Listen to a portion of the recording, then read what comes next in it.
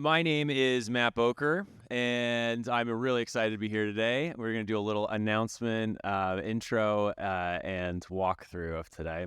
But you are here at Lessons from My Worst Mistakes with our very own John McNillis. My name is Matt Boker. I am an associate at Olson Kundig Architects. Quick bio, Olson Kundig's founded in 1966 in Seattle, up in the Pacific Rim on the edge in the Pacific Northwest. We have over 370 employees now in Seattle, Chicago, and New York. And we love to embrace the tension between collaboration and autonomy. I joined Olson Kundig in 22, based in Seattle, and we work across both networks. And if you don't know Olson Kundig, they historically have done bespoke custom homes, but now today we've seen ourselves grow across typologies. After time in New York, I find myself now doing multifamily projects with them in Seattle, Chicago, and New York. And so that is why it kind of comes together in a special presentation today that is of great interest to me, because I also serve as the co-chair of YLG Americas.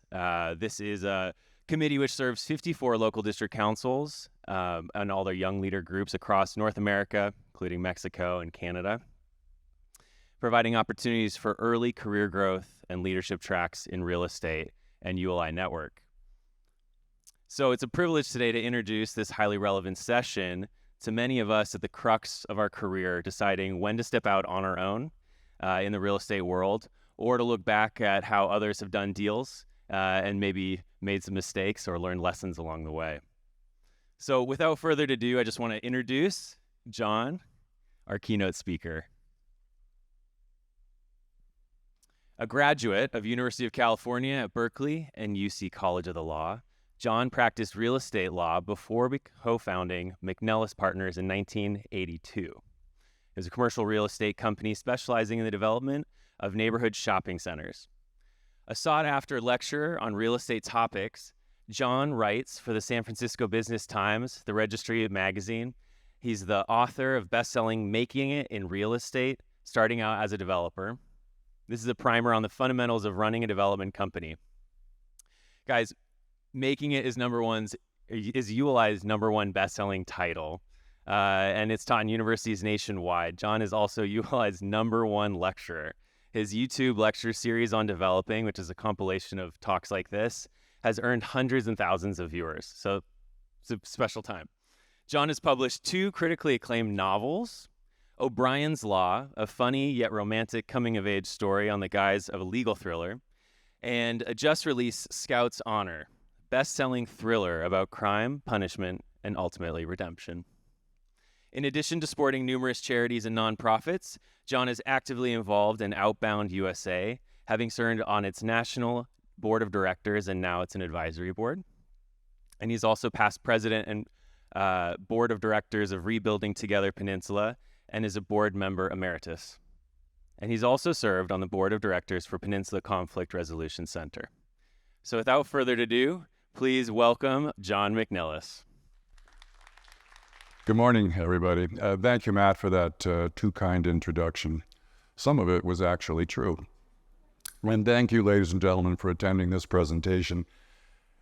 You know, I thought talking about losing money would be a perfect subject for Las Vegas, which is essentially the Vatican City of lost bets.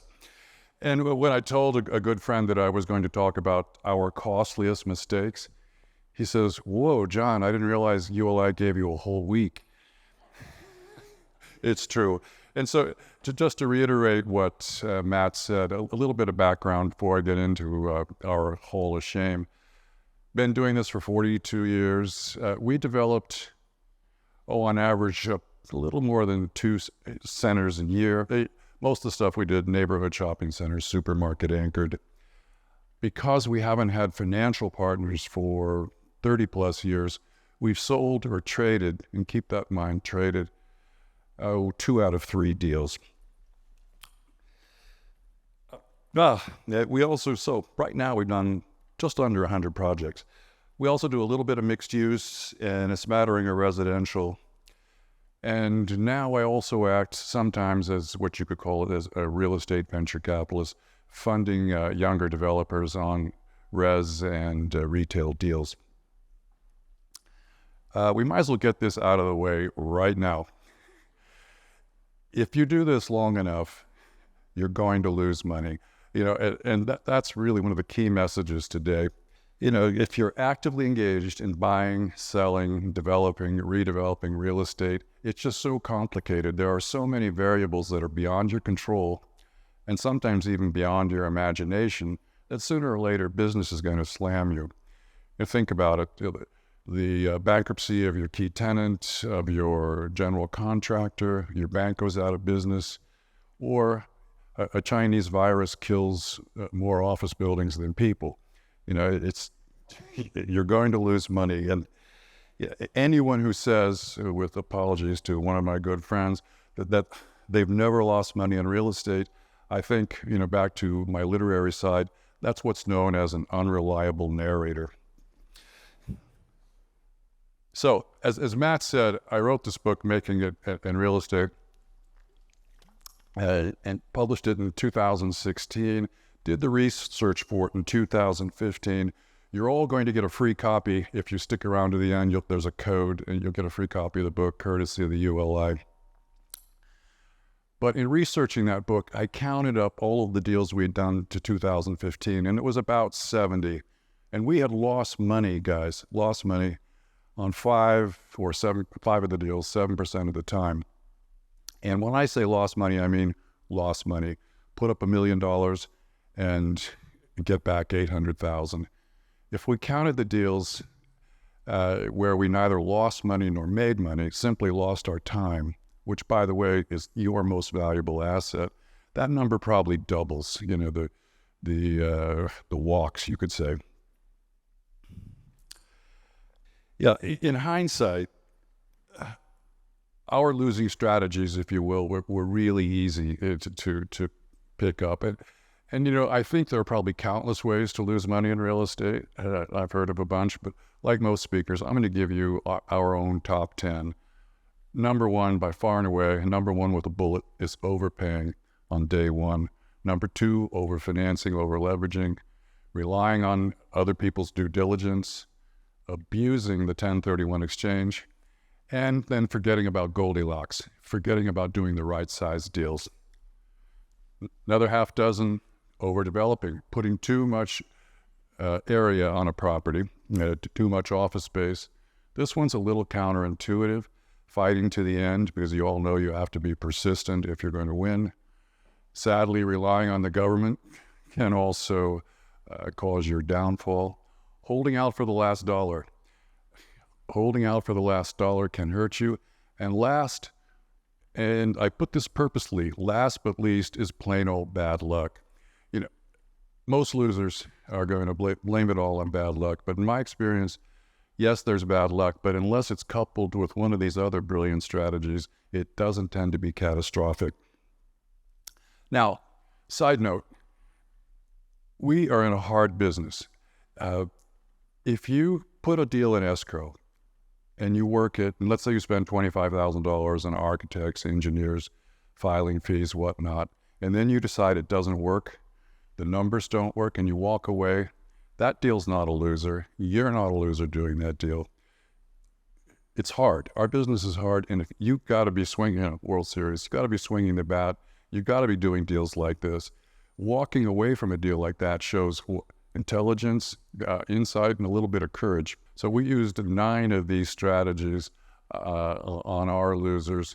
It's a lot like a car accident. It usually takes more than one thing to go wrong to really lose money.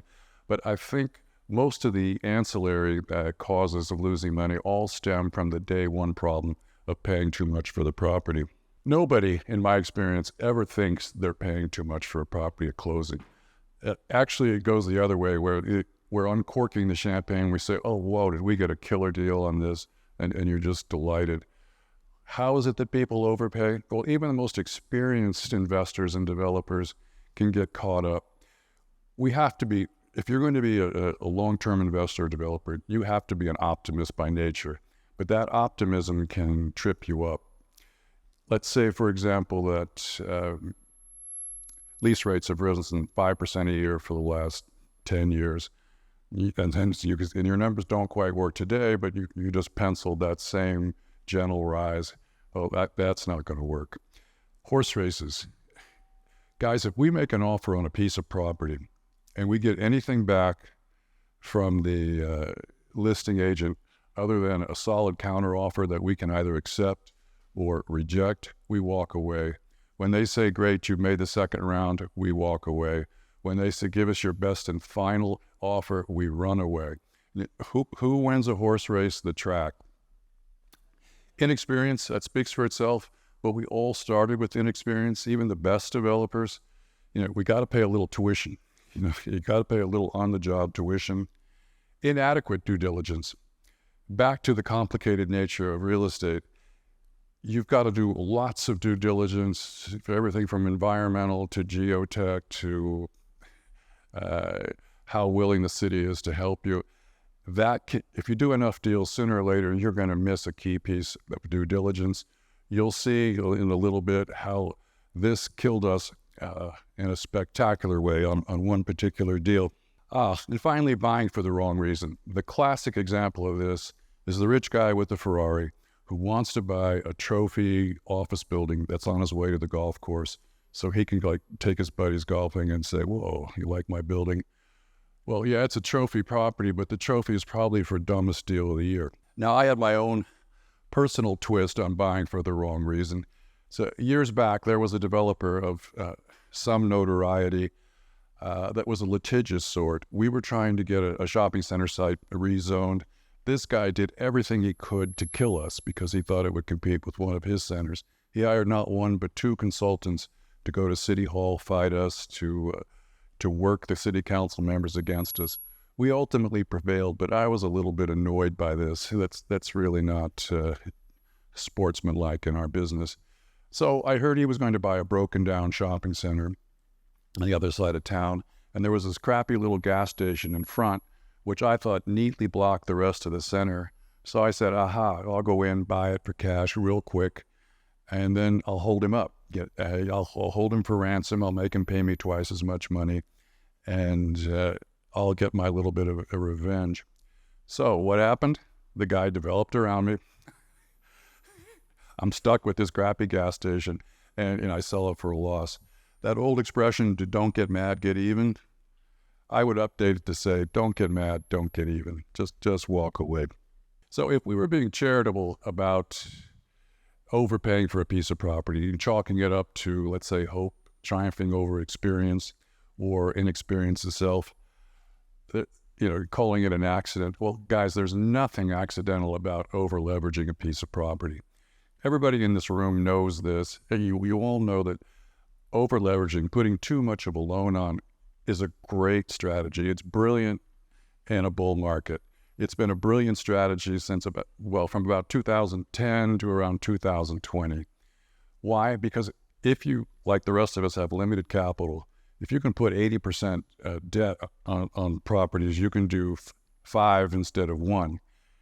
You pay $1 million all cash for a property, sell it a year later for $1.1 million. How much have you made? 10%. Take that same deal, put down $800,000, so you have $200,000 in equity. You make that same $100,000 profit, but you made 50% on your investment. So this works great until when? Until the carousel stops. There are plenty of seats, guys, in back. Until the carousel stops, and the carousel, guys, always stops. The Great Recession, I'd say commercial real estate on the whole dropped, at least for a while, about 40%. So that leverage buyer was wiped out. Well, the guy who paid all cash was still happy playing pickleball. And that's what's happening today, right now. A lot of the crows are coming home to roost. Anyway, some birds are coming to roost right now. If you're going to be a serious investor or developer, your broker is your best friend. He or she, you should wine and dine them, coddle them, make sure you pay them full commissions, because they're the ones who are going to find you your properties. But you need to know that their role in life is just finding you the properties. They don't have the expertise or the time, or frankly, the financial incentive to thoroughly vet one of your projects for you. Relying on them can be a big mistake. The 1031 exchange. You heard Matt say that I've given these talks, ULI, they're all posted on YouTube, and they're watched with some regularity. But there's one talk that nobody wants to watch. I mean, nobody wants to watch where I challenge the sanctity of the 1031, where I say, it's, and I think I call it panacea or placebo, because of the 1031 is a very valuable tool, but it's a lot like a chainsaw. If you misuse it, you can chop off a financial part very easily. So before you designate on the 45th day, the last day of your designation period in the 1031, I suggest that maybe you take a look at that talk, or ask somebody, some grizzled real estate veteran, what the origin story of some of his worst deals were. And often as not, he's going to say, oops, I traded. I love metaphors. One of my daughters calls me Mr. Metaphor. So, or analogy. We're here in Vegas. If you had $1,000 in your pocket right now and you went downstairs to the casino and you somehow managed to scrupulously bet no more than $10 a hand, right? You could play blackjack for hours and hours and maybe even days. Ultimately you're going to lose. But you sit down with that same $1,000 at the big guy table and bet $250 a hand, you can be wiped out before you even get comfortable in your seat. And whoops, I've done that. So the analogy isn't perfect, because gambling, you're going to lose no matter what. Okay? It's just a matter of time. The odds will kill you. But what I like about the analogy is that if you limit your bets in real estate so that no single deal can take you down, no run of bad luck can take you down, then their chances for long-term success are much, much better. Yeah, you'll see in a minute how I made this mistake in a huge way early in my career.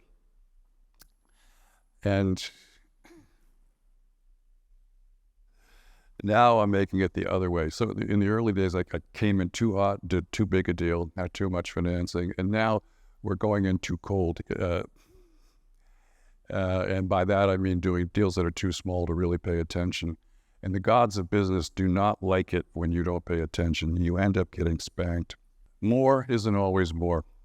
The classic solution for overpaying for land is, the numbers don't quite work at 20,000 feet. They'll work, guys, that there are seats in front. You're more than welcome to come sit down. It's not going to bother me. So if 20,000 feet of new building area looks good, then 30,000 feet on paper is going to look really great, particularly if you've overpaid for the land. But that's a big mistake. You need to develop to actual demand. This is where demand studies, in my world in retail, avoid analysis, where it comes into play. You need to build to what's actually in demand, not what you can cram on the site. Now, this one's counterintuitive. I think everyone in this room knows that if persistence is not among your top 10 character traits, then development isn't for you. At best, if as a developer or as a serious investor, if we're proposing a new project, at best we're going to encounter what? Benign indifference. And at worst, that is from the city, from the neighbors, from competitors and whatnot. At worst, it's open hostility, and you need to fight. You need to persist, but you can't do it forever. Try again has a certain ring to it. But if you find yourself where the entire city is opposed to you, where they want to run you out of town on a rail, or every neighbor hates your project, you've got to pivot. To simplify that, if you want to sell but there are no buyers, then whoops, maybe I'm going to pivot to refinancing. If you're trying to refinance it right now, that's tricky and you can't do that, maybe you sell. And the way to sell today, as an aside, is to carry paper, because financing is so limited right now. Yeah, and as you'll see in a minute, this failure to timely pivot was the cause of our biggest and most costly mistake. Governmental promises, I shake hands with a couple of city council members. John, you have our vote, like just before the public hearing. An hour later, when it gets hot, whoops, that vote disappears. It's not that politicians are necessarily unreliable or untrustworthy. It's that I think they think they're doing God's work. They're protecting the environment. They're protecting the city. They're they're always complaining about traffic, so they're protecting the safety of little children. So they can justify, and of course we're the Hollywood bad guys. The bad guy in every other Hollywood movie is what? A developer. So so that they can treat us like crap and sleep soundly. You just have to be careful relying too heavily on them. Guys, back to my other talks. Knowing when to sell, I think, is truly the hardest decision. Knowing when to sell and timing it, for a young developer, that is really hard. Devoted an entire 1 hour talk to that topic. I'd recommend you take a look at it. Historically, we would sell early. We'd sell a little bit too soon, but yes, at least one time, and I'll get into that in a bit. We held out for the last dollar, much to our dismay. Bad luck. There is such a thing as bad luck. A genius in 2019, if he came in too hot into the market, it doesn't matter how smart he was. No genius predicted COVID. No savant predicted that office buildings would become radioactive. The guys who buy those big office towers, they're the smartest guys on Wall Street. They're smarter than you and I, yet they've lost hundreds of billions of dollars, particularly if they had any debt on it. So unless they had Warren Buffett's staying power, they've lost everything.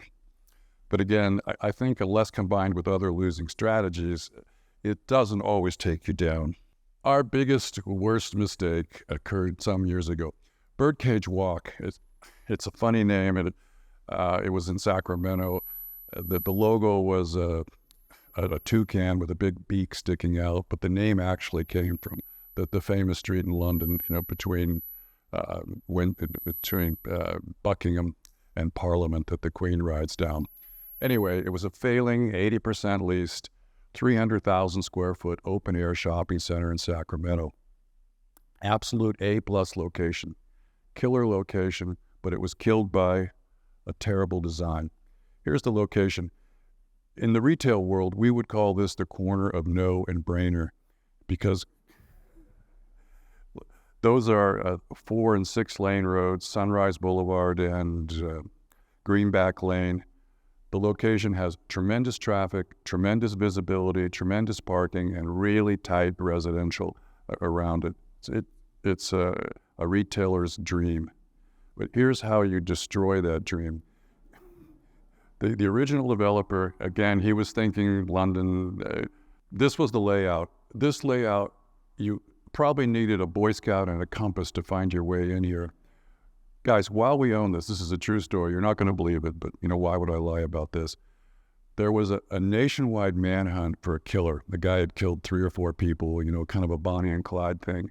The guy hid out successfully at this shopping center for 36 hours because nobody ever went there. It's true. So, again, it was a beautiful park-like setting. This was the woebegone leasing brochure. What don't people do at parks? They don't shop. So we bought this bad boy in 1983 for roughly $20 million. That's $60 million roughly in today's world. And that's still among the largest deals we've ever done. In 1983, and I'll get back to those other points, my net worth in 1983 on the sunniest possible day was maybe $1 million. And maybe $1 million of that was in highly illiquid general partnership interest in limited partnerships that I could not, and I had maybe like $10 in the bank. And so it was absolutely crazy for me to be autographing $20 million in debt against that net worth, even though most of it was non-recourse. It was like back to the casino, taking your entire net worth and going to the roulette table and just put it all on red. So using that savings and loans money, we had monstrously overpaid for the property and even more monstrously over-leveraged it. You saw that 103%. So there was a brief moment there, like a week or so after we closed this, when I had like $100,000 cash in my pocket that, I felt pretty rich. But here's the big mistake. So we'd over-leveraged it, over-financed it, but the big mistake was, this center, it absolutely needed a major redevelopment. And the plan we came up with, our dream, which in hindsight was a delusion, was to combine it with the two parcels on either end, do an enclosed upper-end mall anchored by Macy's and Nordstrom. It's a brilliant plan, and we spent a ton of money on architects and designers to make it look pretty. We stuck with that plan for way too long. We did not take no for an answer from Macy's and Nordstrom. What we should have done from the very start was just tear down some of those buildings and open it up so you could drive through and so you could actually find your way around the plan. Anyway, we stuck with that plan. We failed to pivot for the better part of 10 years. And by the early 90s, which was a really bad recession, we'd run out of time, money, and patience from the lenders, and we lost the property to foreclosure. Now, to salt that wound, we had come up with the right plan a year or so before that, but we had no more credibility. The guy that bought it in foreclosure took our plan and made millions. Our second plan, and I spent the second half of the 90s, repaying my debt. Now, another mistake. Jumping up some years, 2006 was a brilliant year for pretty much everybody in real estate. That was before the Great Recession. Things were ripping. We made a lot of money that year. And in fact, we bought a big parcel and then sold most of it within a month or so. Well, what should we have done? Paid our taxes and put the rest in the bank or in the S&P 500. But like every other red-blooded developer, what did we do? We had to trade. We didn't want to pay taxes. There really is a town, guys, called Weed in California. I'm not making this up. It's kind of on the way to nowhere, up by the Oregon border. At that point, we had been working with Walmart for, 15 years. A great partner, by the way. And we knew Walmart wanted to go to Weed at this major intersection. They had told us, and there were 4 pads available at this intersection, 4 road-hungry freeway pads. And we said, piece of cake. We'll trade into these things. We'll develop these pads, and we'll get rich. And here was the plan: drugstore, gas stations, super hotel, coffee. If you look down at the bottom there, you see it says June of 2007. So what happened? Well, not an hour after we bought it, but within a few months, the Great Recession happened.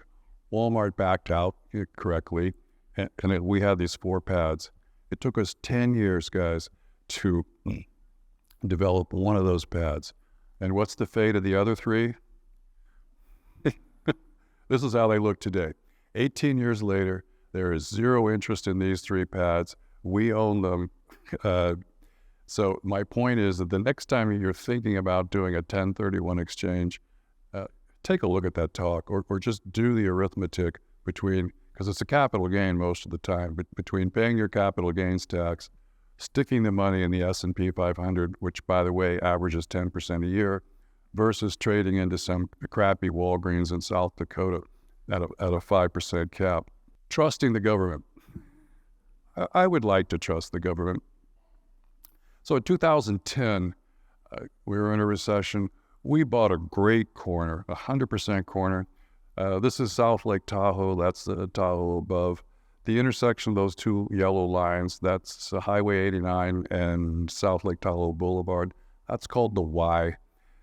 We bought an acre parcel right at the apex of that Y, so that when you drive down off the mountains into Tahoe, you end up staring at that Y for about a mile, staring at our building. Anyway, we paid 50 cents on the dollar for the land. The numbers sang off the page. We built this really woodsy discount liquor store so you could feel like you were outdoorsy while you're getting drunk. And this was a home run. The cash flowed for 5 years like a Sierra stream. Everything was ripping along until One day, the Regional Water Quality Control Board sends us a letter that says, you need to investigate this site. You need to drill this site. And I said, whoa, whoa, whoa. We got to get out of jail free card. We have a no further action letter that you, Regional Board, have signed. And they said, we don't care. New information, you've got to do it. So mistake I made on this one, I told our real estate lawyer, and didn't have an environmental lawyer at that point, I said, just shine him on, as we used to say. Just be polite and say, yeah, but don't do anything. And we sort of dragged it out a couple of years until I woke up one morning and they were hitting us with these enormous civil penalties. So we were stuck, and then had to hire a real environmental lawyer. And he says, dude, you up. So now we're in environmental hell on this one. We can't sell it, can't refinance it. All the cash flow from it goes to this ridiculous testing and improbable cleanup of trace amounts of dry cleaning contamination. Burke. Draw your own conclusions. This one's simple, holding out for the last dollar, back to Sacramento. So I forget what year we bought this, but this one was a pretty good sized deal. It was 18 acres, an old broken down shopping center, a couple 100,000 feet. We bought it, we tore the whole center down except the building that's outlined there in blue. We built a Sam's Club and a fuel center for them. And again, sold that, they cut the blue ribbon, and then, we sold the Sam's and the liquors, the gas station. But that pad is 40,000 feet. It had a really crappy tenant in it, a discount store who I won't name, Big Lots. And they were paying, I think, half of market rent.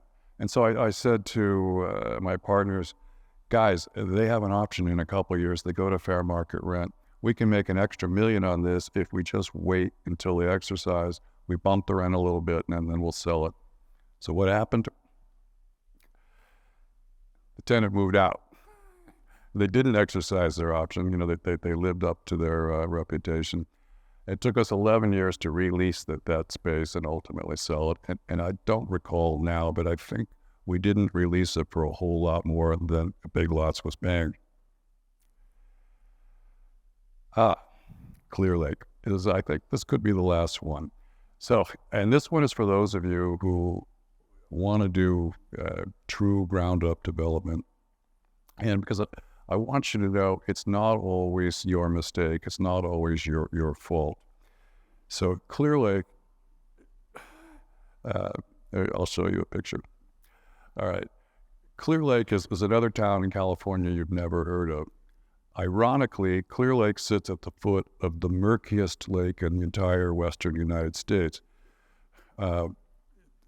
Prices are cheap. We got a great price on 50 acres. And again, we worked with Walmart. We knew Wally wanted to go there. And so our first phase was going to be a big Wally Supercenter, a regional market, and a McDonald's. 20 acres was the first phase. And then that kind of reddish area around it, that was 30 acres. So we were going to sell the first 20 acres. We'd have money in our pockets. We'd be free and clear, and we'd own this fabulous 30 acres that we could subsequently develop and make a pot of money. What happened? Most of you know that when you're going to build, you have to hire, in addition to everybody else, a geotech engineer. His purpose is to go out, do soil borings to determine the kind of soil you've got, whether it's clay-like, sandy, gravel, because the kind of soil you have will inform the decision as to the building footings. So this guy, you probably all know that game Battleship, where you're sticking pins in, you're not trying to explode. Well, this guy was almost miraculous, except in a bad way. He did the soil testing, the borings, but somehow managed to miss this massive granite mountain underneath the soil. So, and the deal we had cut, we were selling these 3 parcels to these 3 companies. We were going to do all the site work, and they were going to reimburse us our share, but their costs were capped, and we had unlimited exposure. So at the end of the day, thanks to and I can't even say that the soil engineer was negligent. He just missed them. At the end of the day, site work cost like quintupled, and we were out of the money. The land was worthless.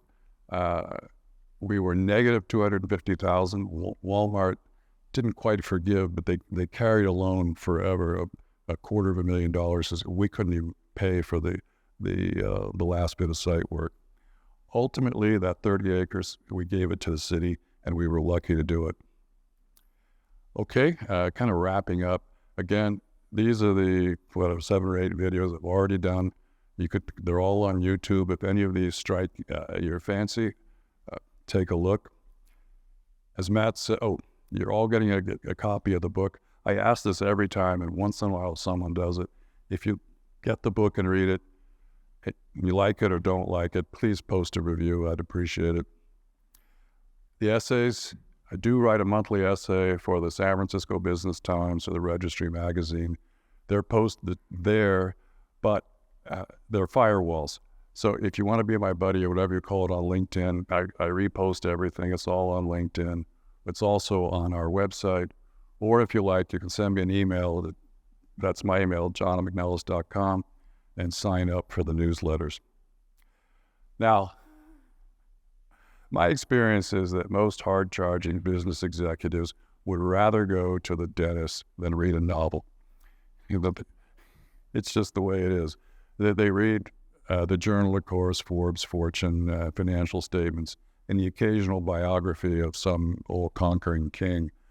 But if you like novels, I think you may like this one. It's about a young man who loses his family, who loses everything, does commit a few crimes on his way back. He goes on to become one of the richest developers in New York City, but he's haunted by his past. But it's a story of redemption, and spoiler alert, it has a happy ending. Giving back. I guess there's your code for the free book. I got to admit, I don't know how that works. For those of you who heard me speak before, you're going to hear this again. If you're smart enough to succeed in business, you're also smart enough, guys, to know that financial success is not the yardstick by which you're ultimately going to be measured. History has absolutely reviled rich guys, think King Midas, who do nothing with their money. The only ones they like are guys who do something useful for, mankind. So my suggestion, my hope is that you'll give back, and not just your time, not just your time, but your money, or the other way around. Just as a way to show some gratitude for the great deal we've got.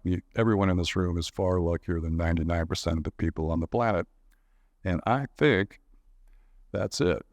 Well, we are about to step into, we have about 10 to 15 minutes where I'll kick off a question and answer session. But as you guys have gotten to get to hear some failures, some questions, financing deals, please gather any questions you might have for John, and we'll open up the mic in just a few minutes. So I'll moderate that session, but I'd love to just kick off Sure. Maybe with a little origin story. So, you started, you said in 1982, but before that, it sounded like you were actually in law. Right. My senior year of college, I didn't know what I wanted to do, but I knew I didn't want to go to work. So, and I had no talent. And so people that are good with words and no talent, what do? They go to law school. I went to law school, got a job, wanted to be, Perry Mason, go to court and save people's lives. Got a job with a fancy San Francisco law firm, started as a litigator. Took me about an hour to realize that big firm litigation is nothing like the movies.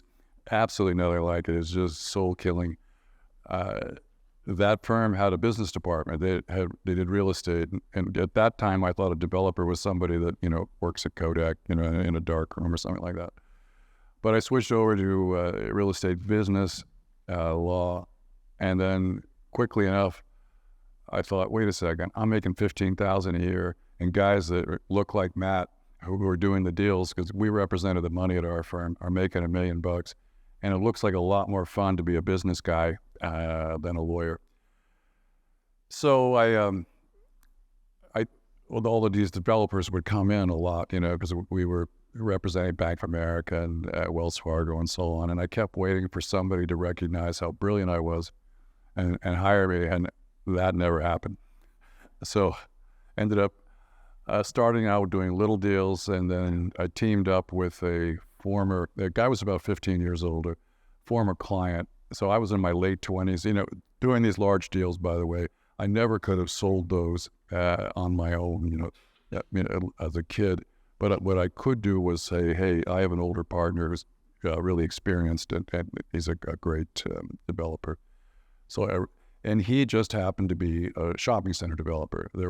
You look back in life, it's a straight line, but you look forward, it's a fork in every road. So it was just by chance that I got into the shopping center development business and had no money at all.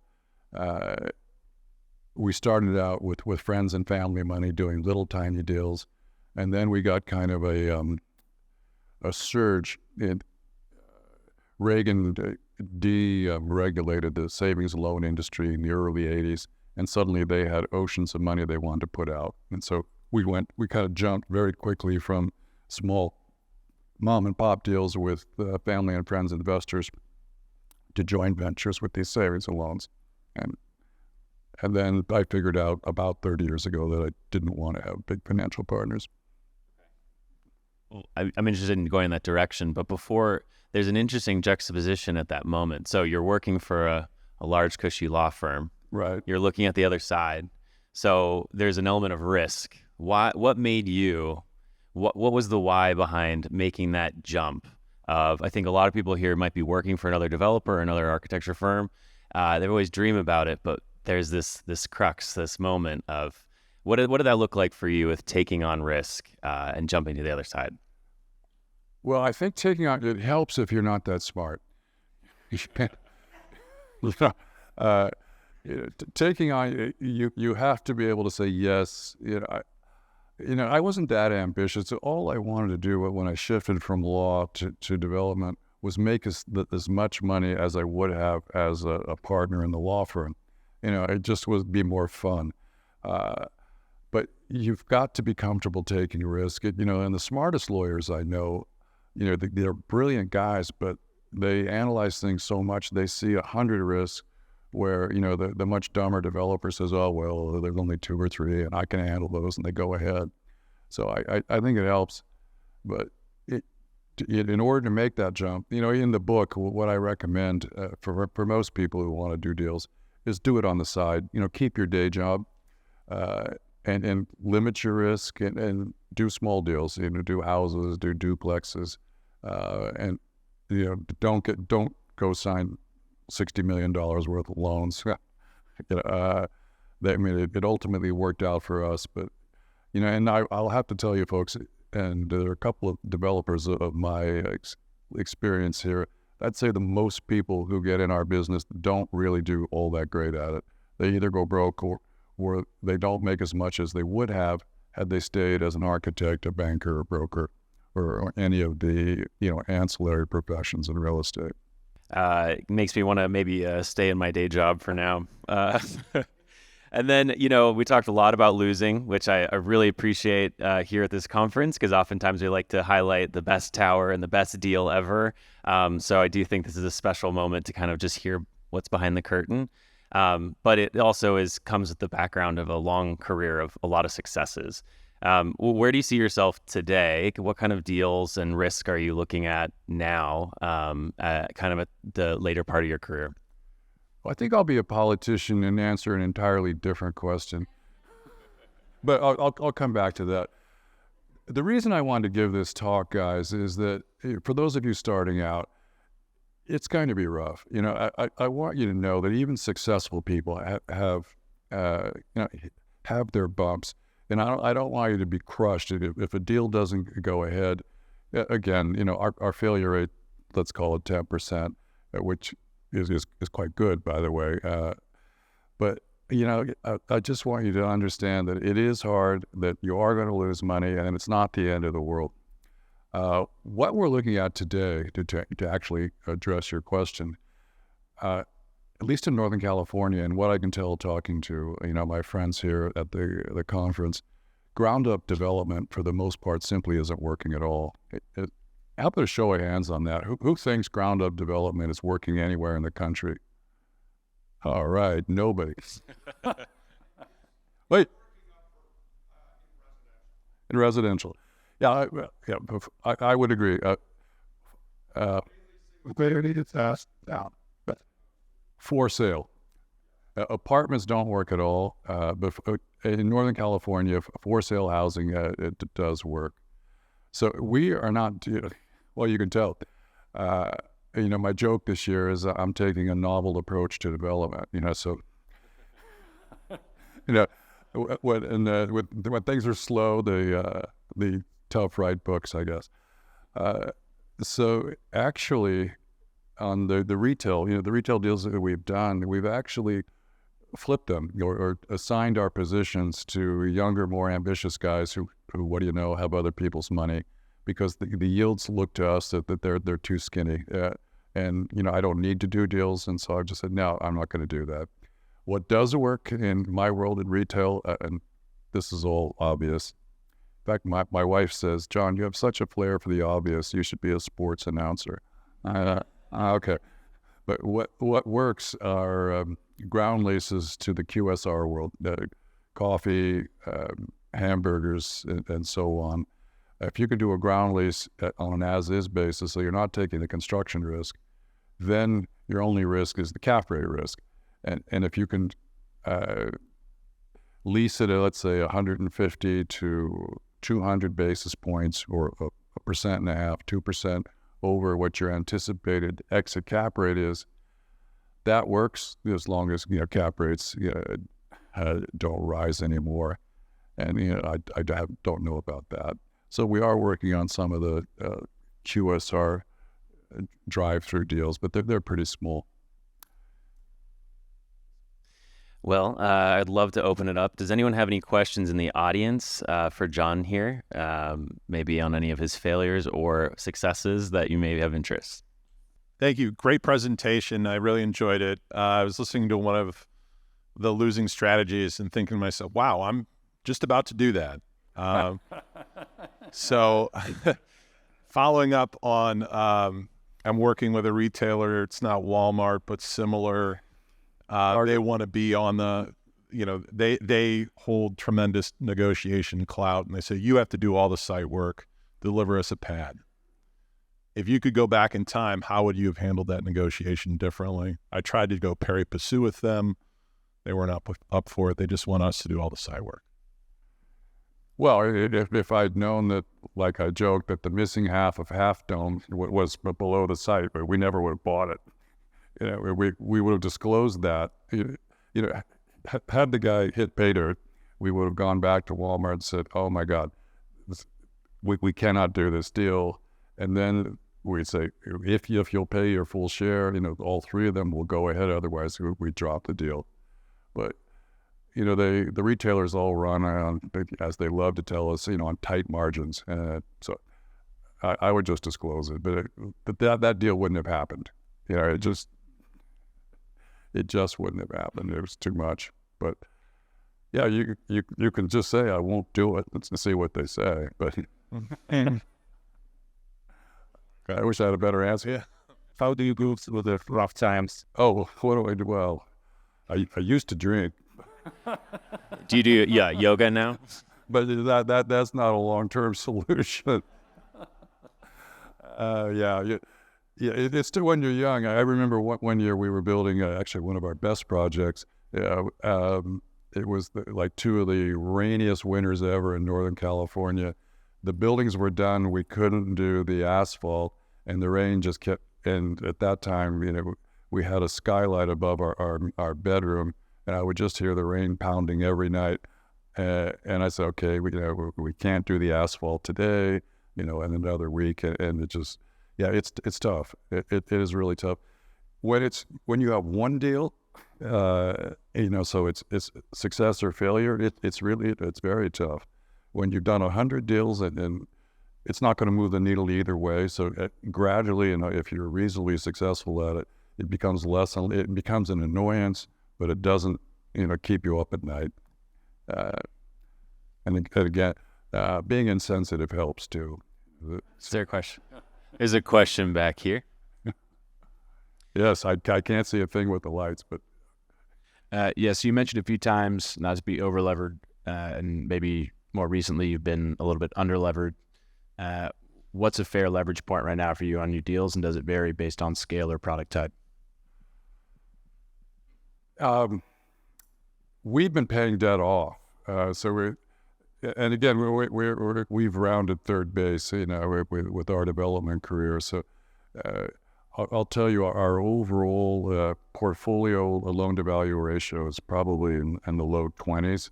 If I were doing a new deal today with let's say Walmart or Safeway or with a big credit tenant, I would think about 50%. And we use our own money, and what can you get in the money market's about 5%. So I don't mind using our own money, but let's say 50%.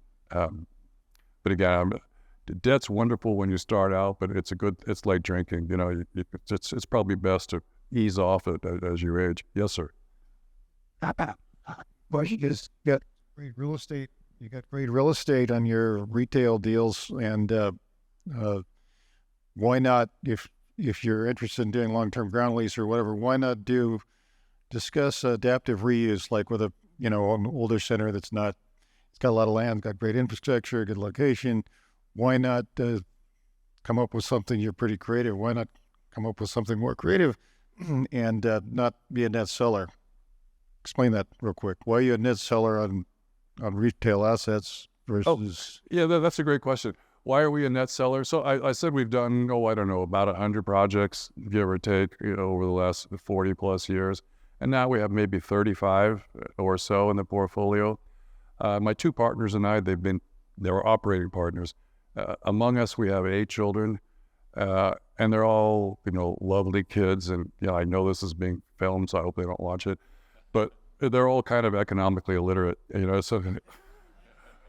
I mean, literally, I have 3 daughters and a son. When they were younger, I'd say, hey, kids, we're on our way to Six Flags or something. I said, hey, we own a shopping center just like around the corner. You want to see it? And they say, nah, Dad, that's your thing.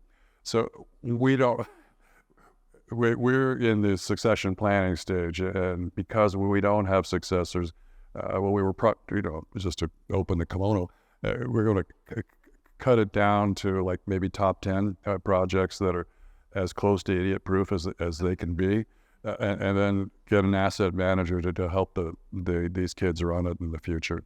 But I think we've got some years before we have to do that. But that's why we're net sellers. And also, I have found, we grow up in real estate, so we think real estate's the be-all and end-all. But once you have a little bit of money, there are actually better ways to make money than real estate. So as we started to get liquid, I told you in 1983 I had like $10 in my pocket, but as we were selling, we would get more liquid. And so we have moved into equities and also investing in private companies. Again, diversifying it is a brilliant strategy, but diversifying all the way out of real estate. So first we diversified out of just neighborhoods, shopping centers. We own a few office buildings. We have a little bit of mixed use. We have some residential, but then we diversify. So we have considerable assets in the equities market, and then also I'm in Palo Alto, so even the baristas have startup companies there, and so we've invested in startup companies, and the returns there can be significantly better than real estate. Different kind of risk. One thing I quickly realized is that I can't do it because I can't get a construction loan. Yeah. I'm a little too young. So what actions can I take right now to get to that point where I can raise equity and get a close on a loan? Well, you can wait like 5-7 years. Yeah, no, it's a good question. And, I started in my kind of early, mid-20s. But the one way to do it, and the way I did it to really launch, was have an older partner, which I think is a good idea. Real estate was kind of like skydiving. It's easy enough to jump out of the plane, but the landing is kind of tough. And so skydiving, if you do it, and I tried it once, you do it with an instructor. So having an older partner, let's say you're really good at sales, but you can't. 22-year-olds cannot sell themselves to a bank. Like, give me $5 million, and they say, okay, kid, where's the gun? I would get an older partner, or I would try to find a house where, a little deal where the seller will carry. So you go to your college roommate, your fraternity brothers, your pickup basketball squad, put together the $50,000 you need, and then get the seller to carry the paper. That's an approach. Well, John, that's time. Time. Hey guys, you've been a great audience. I really appreciate it. Yeah, thanks. Thank you.